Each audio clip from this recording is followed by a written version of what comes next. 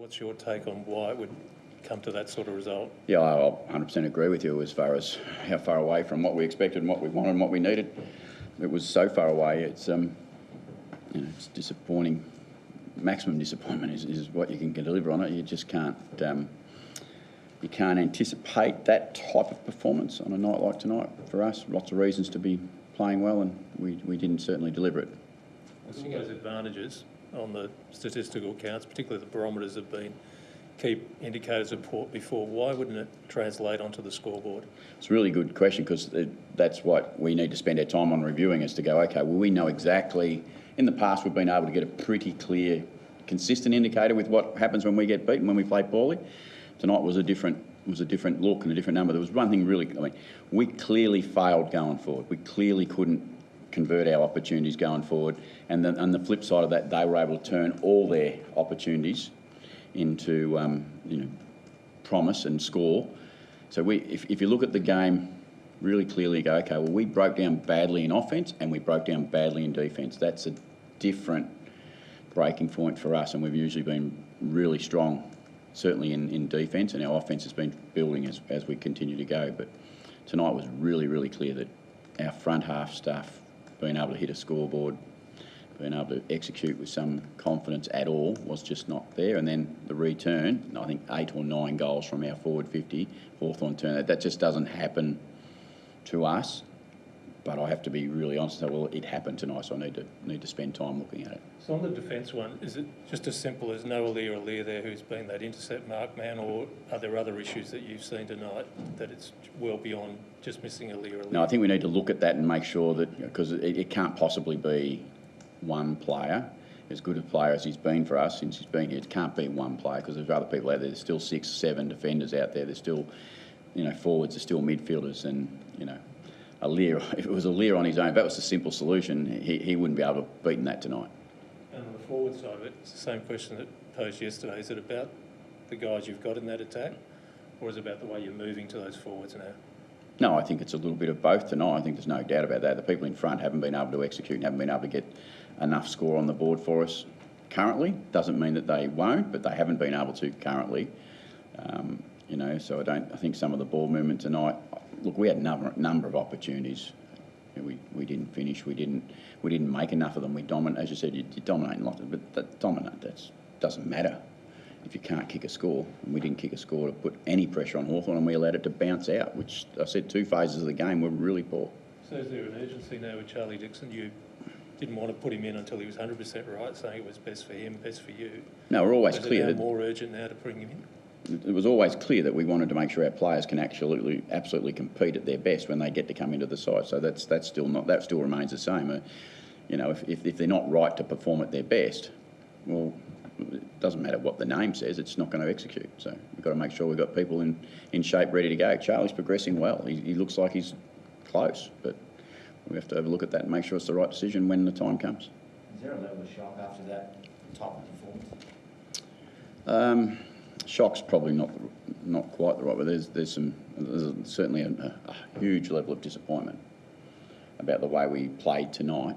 And I think that's real, as we said. But we just need to stay together and stay in the space and go, okay, well, how do we help quickly get this back on track? Because at the moment, a week ago, it felt like we lost, but it felt like we'd performed at a level. Tonight didn't feel like we performed at the level, so we need to make sure we spend some time on why that was when we get a chance. Sorry, Ken. What's your gut feel? I respect that you've got to review it and go through it all, but what's your gut feel as you sit here about why it broke down? Was it effort or structure or...? I think it was I think it was, as I said, I think it was performance in front of the footy and performance defending the ground. I think it was pieces that go together significantly well, usually, when you're doing it well. But tonight they both, there was no one could sit there tonight and say they didn't know exactly what happened as far as why the result ended up like it was. We could not score when we went forward, and they were able to score far too easily when they went forward. Simple. As bad as that is.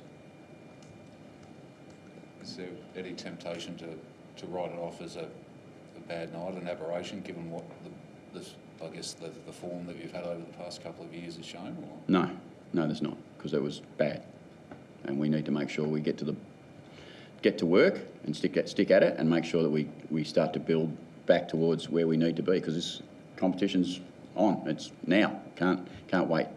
Can't wait any longer. Can't wait for tomorrow. We've got to get it right, and we've got to get to work and get it right. People go, well, why wasn't it right tonight?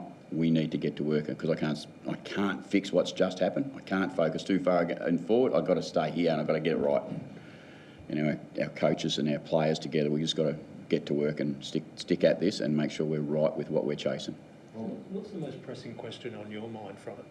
What's the one big question you've got with you from what you've seen? No, there's two, maybe there's statements more than questions. The two statements is, why have we not got the ability to, when we go forward, to execute better than we did tonight, and why haven't we been able to defend the ground tonight when typically they've been both reasonably solid when we've played well. So I think that's clear. When we've played well, what's worked, what hasn't worked, have been clear. Tonight there's a different little bit of picture about this one, a little bit more of a, we need to look.